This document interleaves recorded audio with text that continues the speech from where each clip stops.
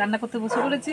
এবার আমি মাছ ভাজা করছি, মাছের কালিয়া হবে বিয়ে বাড়ি রান্না।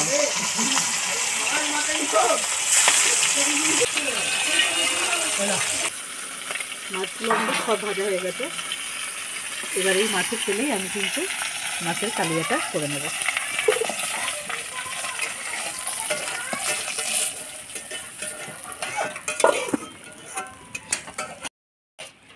তেলের মধ্যে দিয়ে দিচ্ছি একটু চিনি, দিয়ে দিচ্ছি পেঁয়াজ, দিয়ে দিচ্ছি কাঁচা লঙ্কা তেল,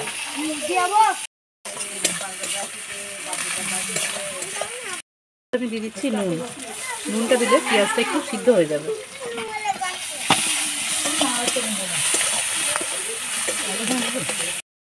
এর মধ্যে দিয়ে দিলাম টমেটো।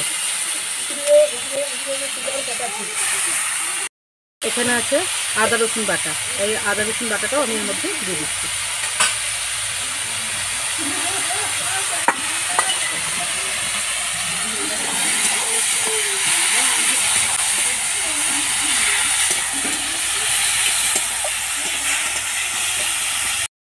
দিয়ে দিচ্ছি হলুদ গুঁড়ো, লঙ্কা গুঁড়ো,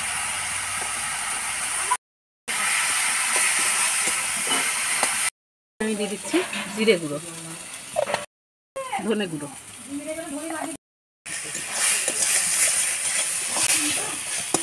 মশলাটা খুব ভালো করে কষানো হয়ে গেছে। এর মধ্যে এবার আমি দিয়ে দিচ্ছি পরিমাণ মতো জল। কাঠের চালের রান্না যেমনই হোক না কেন খেতে কিন্তু অসাধারণ লাগে।